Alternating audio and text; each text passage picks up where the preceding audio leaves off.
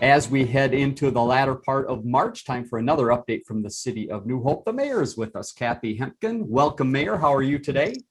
Hi, Dave. Fine, thanks. Happy spring. Yes, it is very nice outside. We're going to talk about some outside activities in just a few minutes. Let's begin, though, with some talk about the Blue Line light rail. You wanted to give residents a little update of some of the discussion and some things they might see in the paper.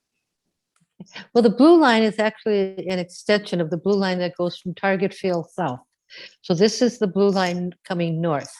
Well, they had a route all planned. It was going to go through Golden Valley and up to Brooklyn Park. Well, they've changed that because the railroad wouldn't allow us to use the right of way. So right now, the plans that are pretty much in place is up 81, up Botno Boulevard. The only thing that's different is coming out of Target Field and getting to or through Robbinsdale, through Crystal. So that's still a little bit of debate. They're going to talk about that most of this year. They'll have groups coming out to the communities to show them maps and to talk about that. But because the Blue Line is not going through any part of New Hope, third of a mile, they're close. If you want to see where they're proposing and give some input, you can do that online at bluelineext.org.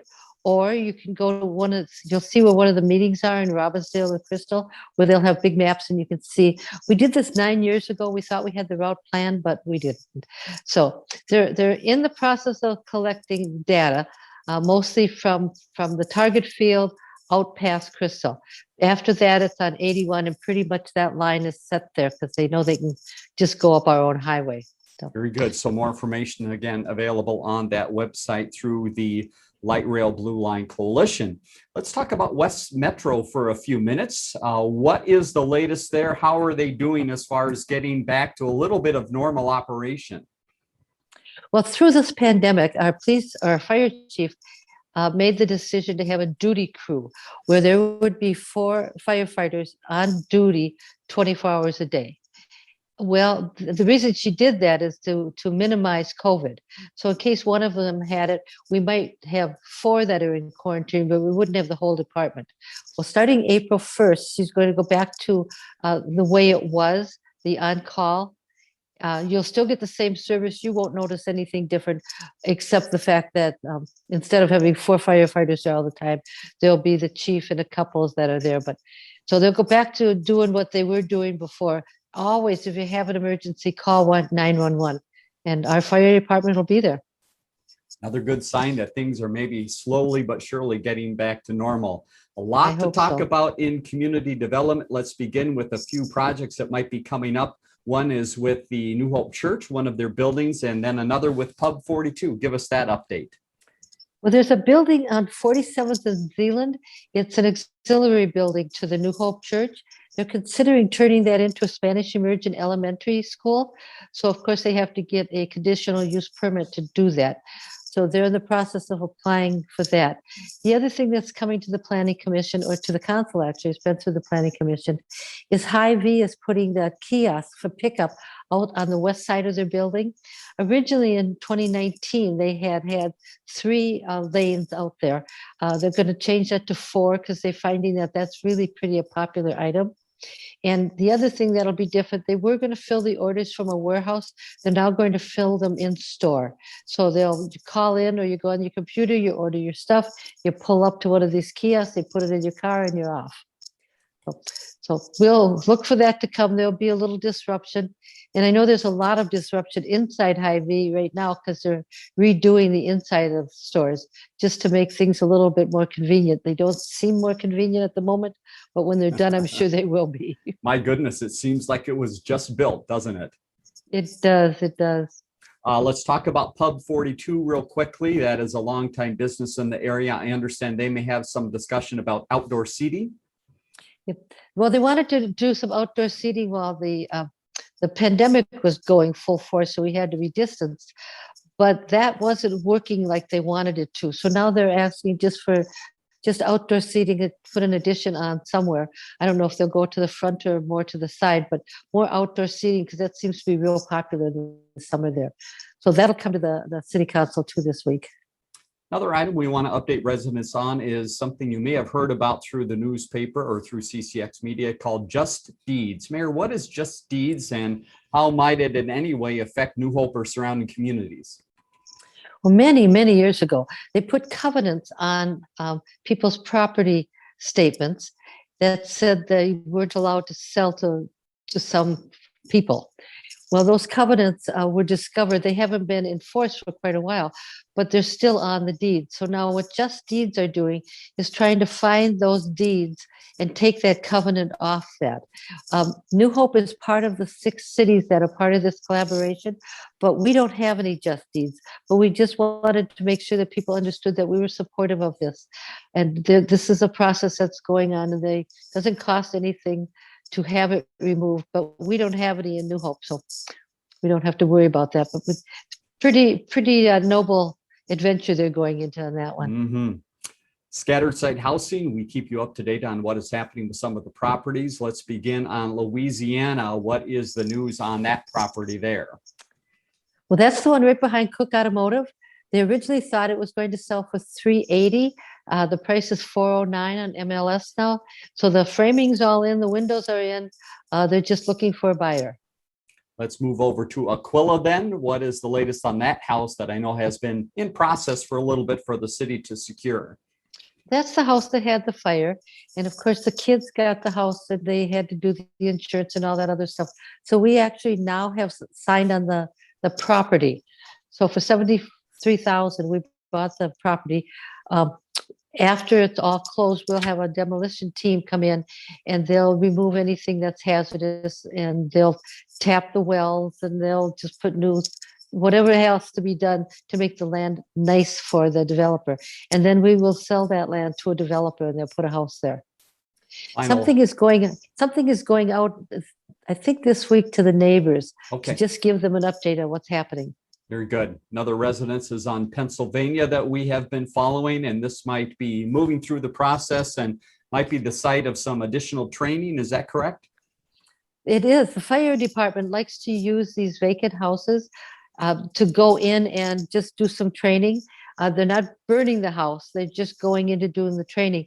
And it's nice if it's vacant, because what they can do is it's dark and they'll go into a dark house. And this is just practice for them to going into a dark house and how you find your way around. So it's really nice that we're able to use the house for training. And then after that's done, again, we'll get a demolition team to come in, tear the house down, cap the well, put in new water service, and do what has to be done to get that house available, that land available for a new house. Very good. Let's move ahead to business networking groups to keep people up to date. And the date of April 7th should be marked on your calendar. Mayor, what is happening on the 7th with that group? Well, at 8:30 is the morning, and 8:30 is the meeting, and it's virtual. And so if you don't have the connection to that, you can go to the Community Development Department. They'll give you the numbers and stuff so you can watch that. So got to get the name right. The Center for Energy and Environment and the Home Energy Squad will be hosting that meeting. And that means they'll have 10, 15 minutes to tell you about the home energy audits and what that means and how you can get involved in that. So that'd really be a good one to see. Definitely. Let's talk about the police department for just a second. We've been updating residents on the fact that body cams are coming for the police department, and there's a next step in that process just to keep people up to date. What is the next part of testing for these pieces of equipment? Well, I know that people think you buy them, they come in on Monday, you put them on a Tuesday, and you're done. It doesn't work like that. Mm-hmm. So what they're going to do is when they get them in, they'll put them on a few officers, and just so they can make sure they're working correctly, that it's being downloaded correctly, they know how to turn them on in the proper way. And once they go through that little training period with a few officers, then they'll expand it to more of the officers and get them. So I would think by the end of May, we should have everybody in these cameras and working reasonably well. Very good. So we're excited that they're getting them. Understandable. Let's move ahead to Park and Recs. A lot happening here as the seasons change. And one of the things they're thinking about is spring break coming up quickly for students. What are some of the fun things in store for spring break and some of the other things already going on? Well, there's two things that are happening. One, you should have gotten your In Motion in the mail. And when you do look at it, there's all kinds of fun stuff to sign up for. Well, for spring break, they're doing a music camp this year, and there's also the gnome hunt that's going on. So look in the in motion and find the stuff you want to do. You can sign up online. You can pay online. It's really quite simple to do that. We have also mentioned with the coming of the spring and summer season that the city needs more staff people. How is that process going? And again, what are some of the positions you're looking to fill? Well, all of them. Okay, very good. If it's a seasonal position, we're looking for it. So there's positions at the golf course, there's positions at the pool. You don't have to be a lifeguard to apply for one of these positions. There'll be kids selling concessions, not just kids, but people selling concessions, doing some cleanups. The parks, of course, always need people doing some cleanups, emptying barrels. Anything you think you want to do for the summer, it's a great job for college and high school kids that want a job for the summer. And for seniors too. The website to the city, so go there and you can find out more information about how to apply for those great jobs. Another favorite for people that looks like it's coming back in some capacity is the bike rodeo. What is the update on some of that planning discussion? Well, originally I thought it was all going to be virtual, but it turns out that you told me, Dave, some of the discussion is they're going to try some of it in person and some of it virtually. So again, look in your in motion. There'll be some information in there who you can call or who you can talk to get registered for that. But that's really a fun event for the kids. And they give away free bikes and all kinds of other good stuff. Yeah, great community event. Let's talk about the community gyms and some of the things happening there. Believe it or not, there is indoor baseball happening right now. What is going on? Well, the community gyms that's that gym that the city built in cooperation with Cooper High School. So it's right at the south side of Cooper, and they use that for all kinds of things. So what they've done this last week is they've had the Golden Valley and Crystal Little League tryouts, and they do that indoors because then they know the weather's good. So these kids come and they try out for the team in an indoor space. So that's really a wonderful place to go. They're really busy up there. Very, very fun. And we mentioned earlier some activities happening outside, and the place for most of those activities right now is the golf course. They are enjoying this nice weather as well, I would guess. They are. They opened a couple of weeks ago for 2 days, and then it snowed, and then they opened again for 2 days, and it was windy. So today is Monday, the 22nd, and they're open, and there's lots of golfers out there, and they'll be open all week, but you're going to have to dodge raindrops this week because I heard it's supposed to rain, but the course is just beautiful, and it looks really nice. Starting today, they're letting you use a cart on the course. Before that, they really had people walking because it's kind of soft, but it's open. And again, that's always a fun present to buy an Easter present, a few golf passes, a season pass. They're always available. Lessons are available. There's something in motion, a virtual golf swing thing. It's $20.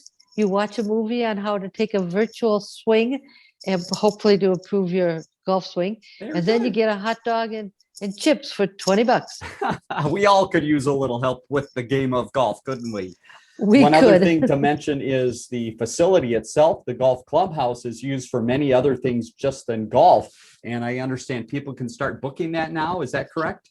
They can. It's a wonderful place to have a graduation party. You don't have to clean the house. So that would be out in the back there's picnic tables out there. They're distance apart. You're outside. There's grills out there. You can bring in your own food. It's just a nice setup for that. They're also looking at renting for the fall off season inside the clubhouse.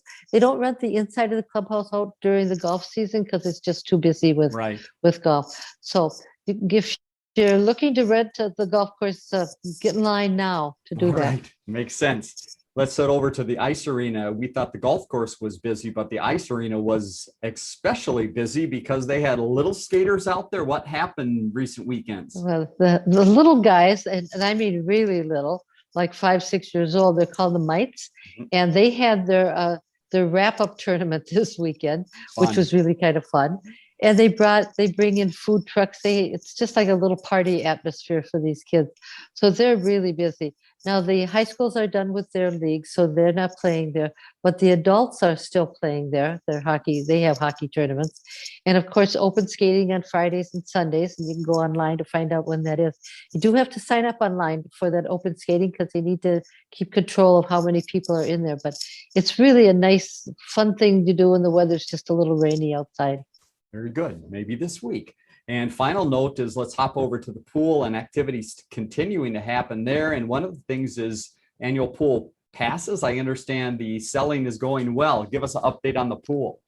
Well, they tell me they've sold 105 pool passes, and they're taking registration for swim lessons.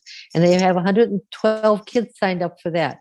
I don't know how they're going to do that virtually, but they'll get that figured out. So if you're planning to take swim lessons, now's the time to get signed up for that. And of course, they're always looking for people to work there, and especially lifeguards. And if you want to do that and you don't have your lifeguard lesson or license, you can call the Park and Rec department, and they'll help you to get that and where to go and how to sign up for that. So it's really valuable. And who doesn't want to be a lifeguard at the New Hope Pool? That's right. It's the place to be coming up this summer. We've waited for this. Final note, you wanted to pass along a little information about the food group. And again, for people watching this update very early, you're going to be able to act on this. But I understand they're doing this in future months as well. What is the food group doing in coordination with St. Joe's? Okay, this Wednesday, and that would be the 25th, 24th, I believe, 24th, from 3 to 5. And what the food group does is they pack up boxes of either produce or meats. And you can buy a box of produce, and it's really a good value. You get about twice as much food for the money. I think the boxes of produce are either $9 or $10, and the boxes of meats are 10 to 12, depending on what's in there, but it's well worth it.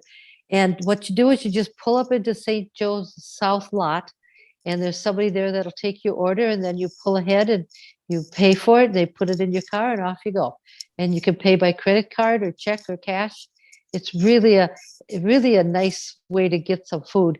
And the other part of that is they make a little bit of money on that, and they use that money that they make to buy more food that they give out to the food shelves.